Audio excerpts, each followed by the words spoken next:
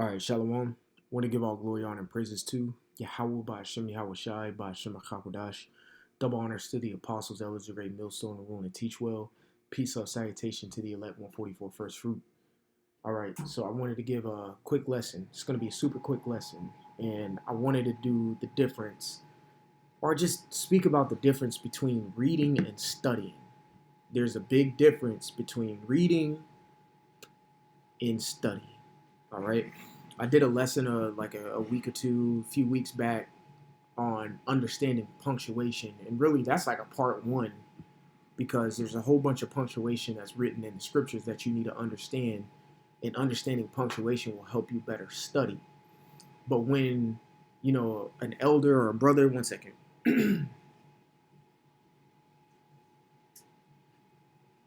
Salaki, but like whenever, the elder or whatnot of a camp tells you, okay, y'all need to go read. Sometimes he means that literally, or, they mean that literally. And really what I want to paint the picture on is eating the entire roll, okay? So that's why I want to say there's a difference between reading and studying, and both are good and beneficial for you. You just need to know when to implement one of the two. You see what I'm saying? Not every day, sometimes not every day it's a study, but it could be a read.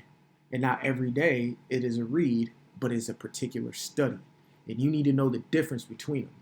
So, prime example, and I'm going to give a true example, and I guess this is general speaking. When you are assigned to read maybe one or two books for the week, those one or two books, no matter the length of them, you could be reading a lengthy book of Isaiah, for that week. That book of Isaiah should be done by that week. Like that simple. Because you're just reading it. So we're going to get into, and before I make that, so reading is reading is passively, and I looked this up.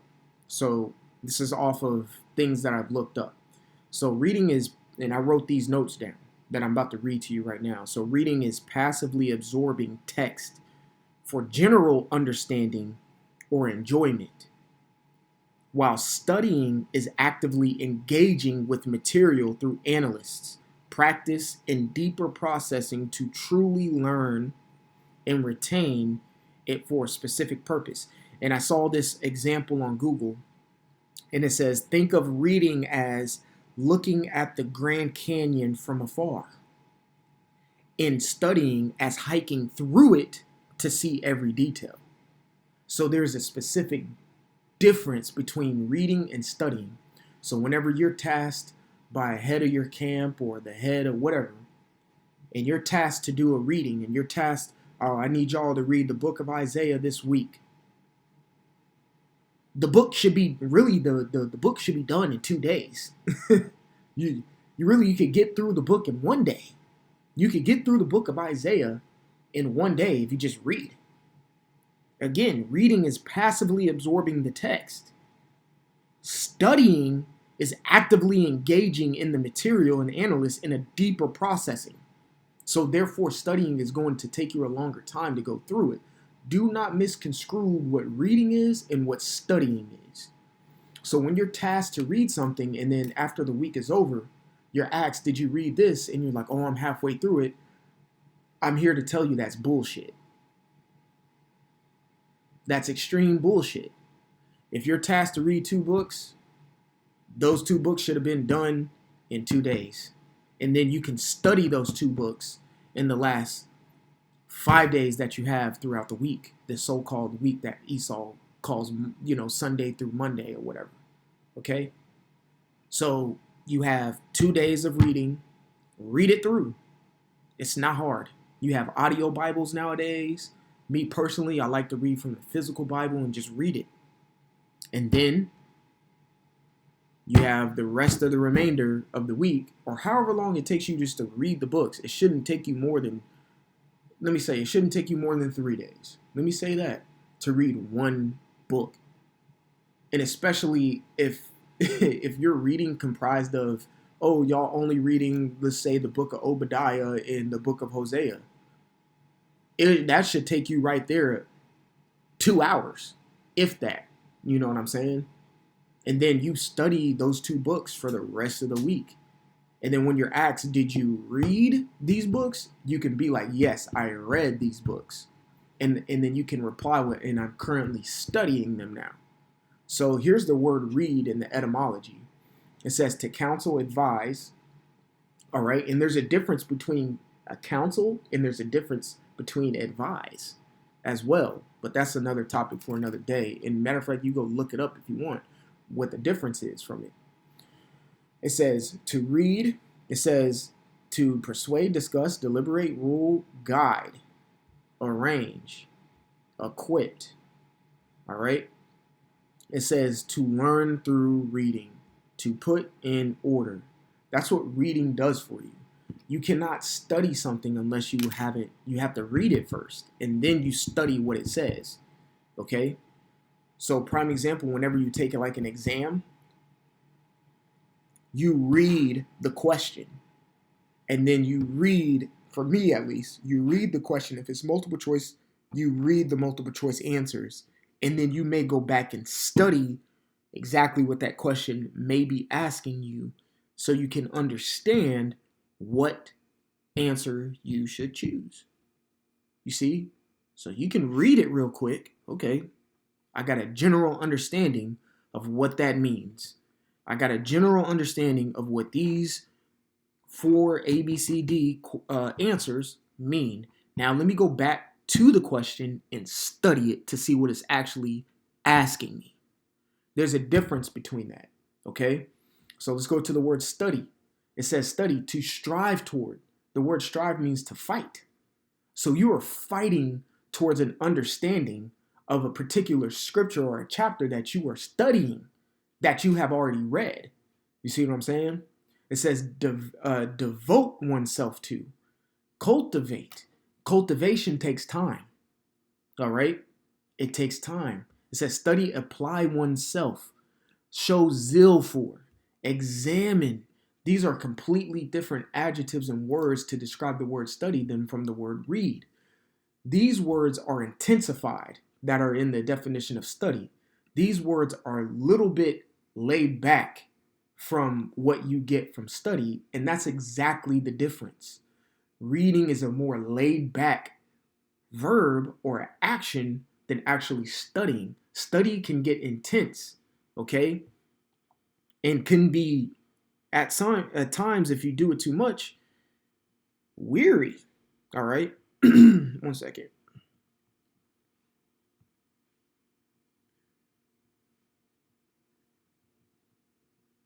Okay.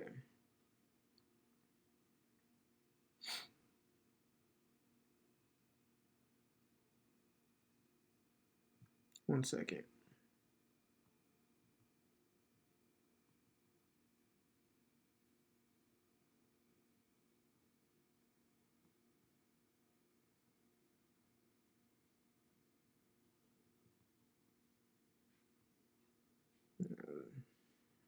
Just something I want to pull up real quick. I'm just searching for it because I kind of had a brain fart about where it was. This is what I want. It's a classic script too, man. It is a classic script. Y'all know exactly where I'm about to go to. I don't know why I had a brain fart about it. Ecclesiastes 12:12. It says, further, by these, my son, be admonished. Of making many books there is no end, and much study is weariness of the flesh. So some days you don't, and I'm not telling you what to do. Y'all are grown men in this truth, right? But 7 days a week of studying, you can wear yourself out. But if you implement reading, okay, you do like a 2-1-2, something like that, or 1-2-1, something like that. So like you got Monday, Tuesday you read, Wednesday you study, Thursday you read, Friday you study, Saturday you study, Sunday you rest, something like that. And I'm not saying Sunday is the Sabbath. Come on now, you know what I'm saying? But you and you do it like that. Because also too, like on a Sabbath, that studying could be wearisome, which is laborious. All right, and you want to rest on a Sabbath day, so you may just read instead of doing an intensive study. You see what I'm saying?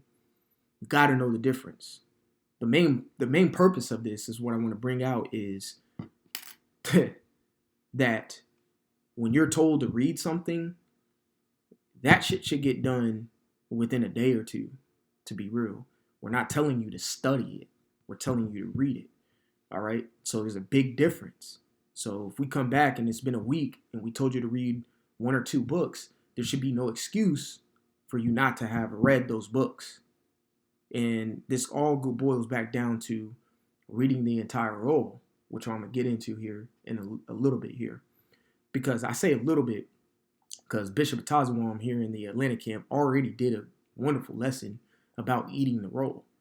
You see what I'm saying? And that's just simply comprised of reading. Of course, you're not, if you're a first time reading Songs of Solomon, of course you're not going to understand it the first time. Of course you're not. Of course you're not. But read it. Okay? Same thing, you go in the Lamentations or something, like, you got to just read it.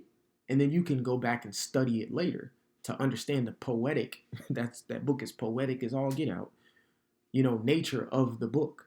All right? And that's when you study. But there's a big difference between each. So with that being, so that's a precept for studying. And I'm not telling you not to study, but control your study. Okay? But you need to understand when to read and just read. All right. This is, do I want to go to this? No, I want to go to this. This is, no, I want to go to this. And I always bring this out. This is 2nd Ezra chapter 14. Because this is a direct precept to the Ezekiel when he ate the whole roll. But there's something I want to get into here. It says, 2nd Ezra chapter 14, it says, and the next day, behold, a voice called me, saying, Ezra, open thy mouth and drink that I give thee to drink. You got to understand that too. So, matter of fact, I'm going to read these 2 precepts alongside because they kind of go with one another. So, that voice told Ezra to open thy mouth and drink that I give thee to drink. The drinking is what you need to read. Okay? All right? So you need to drink as much as you need to eat the roll. It's balanced. It's balanced. That's why you use these precepts. Through thy precepts, I get understanding. Okay? When you eat something, you have something to wash it down with as well. All right? So this is Ecclesiasticus, the 31st chapter. And we're going to start at verse 12. It says, if thou sit at a bountiful table, be not greedy upon it, and say not, there is much meat on it. Right. And the bountiful table is the Bible that the Lord has provided us with. It has a lot of information and it's free for the taking. It is a buffet. You get it freely. You know what I'm saying? But be not greedy upon it. As soon as you get greedy or gluttonous, there, like the scriptures say, knowledge puffeth up. Now you're going to start thinking something of yourself when you really don't know what you ought to know, like the scriptures say in the same chapter or in the same book, Corinthians. Okay, so skip down to verse 14. It says, stretch not thine hand whitherso it looketh, meaning you need to have some type of temperance. So that even plays a part here when between the difference with reading and studying. You got to know when to control yourself from studying and just read. Because even when you read, what does that mean? Hold that thought. Just like sometimes you be at camp and I gotta preach, and the speaker be like, hold it. Hold your peace, brother. You know what I'm saying?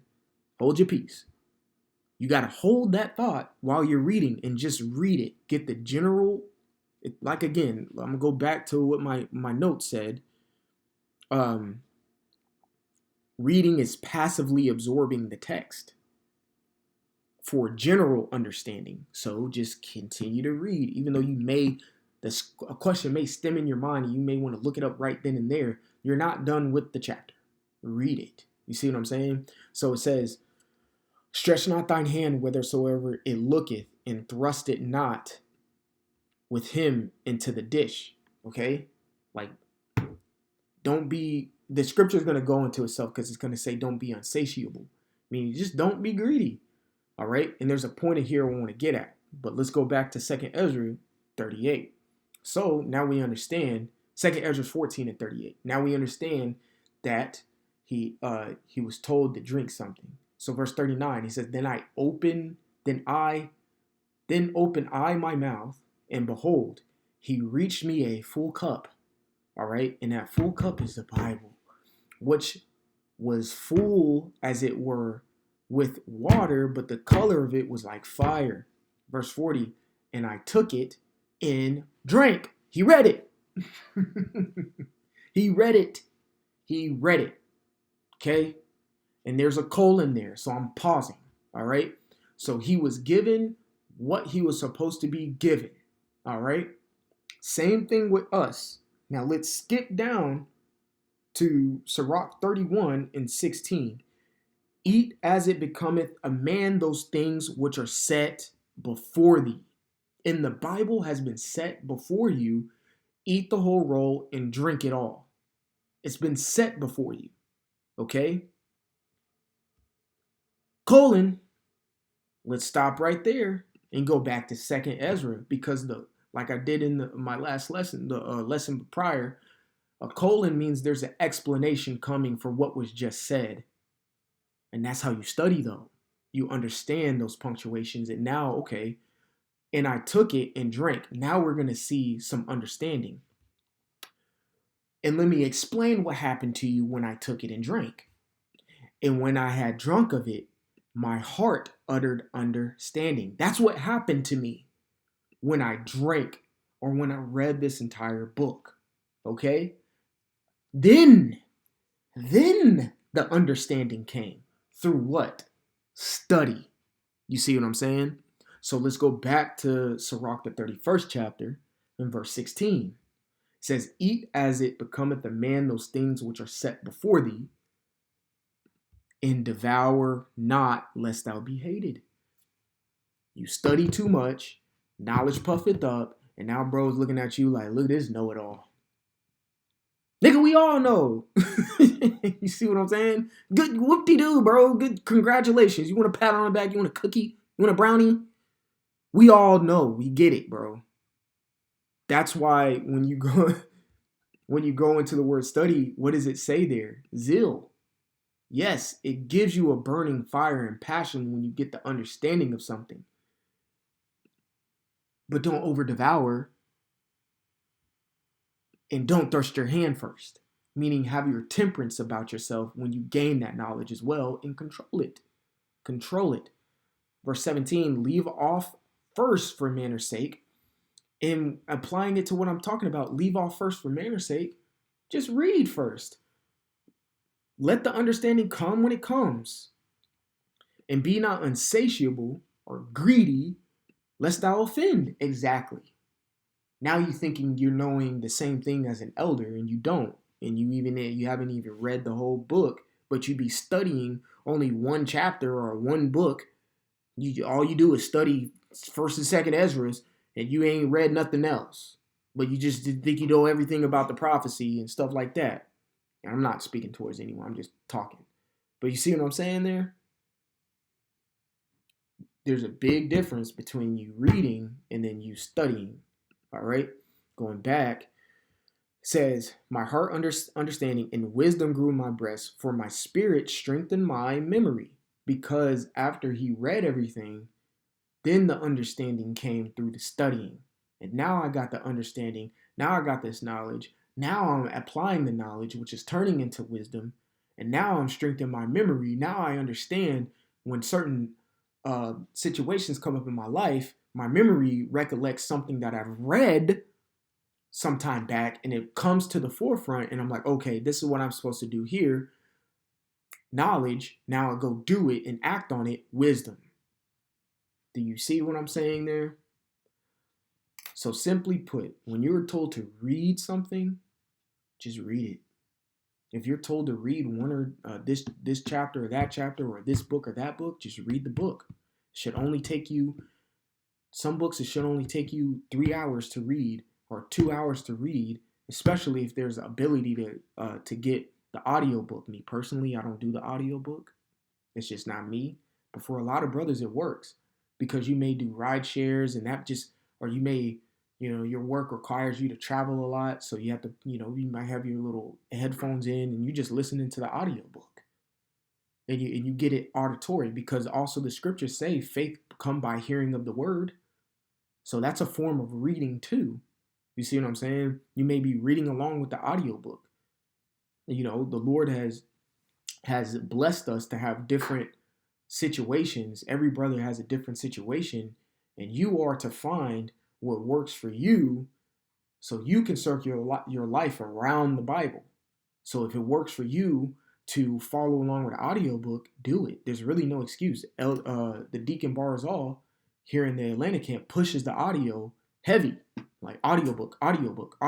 If that works for you. For me, I like to sit down and open my physical Bible and read the book. That's just how I operate. Okay? That's what I like to do. And it works for me. And I read what I need to read.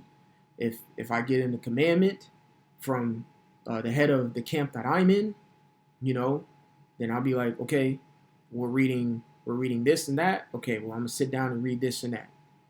All right? And you figure that out. But you just read it. So when you come back in a week, oh, I ain't done with this. That's bullshit. That means you're just dragging your feet. Or you're studying and not reading, which is still bullshit because I told you to read. You see what I'm saying? So I had to come up with that lesson just to bring some understanding and some clarity between the difference between reading and studying. I hope it was edifying. I want to give all glory, honor, and praises to Yahweh Ba'Shem Yahweh Shai Ba'Shem HaKakodash. Double honors to the apostles, elders, of great millstone, who rule and teach well. Peace, love, salutation to the elect 144 first fruit. Till the next time, I would like to say shalom, and like always, repent, for Yahweh Shai is coming back sooner than what me and you believed. Shalom.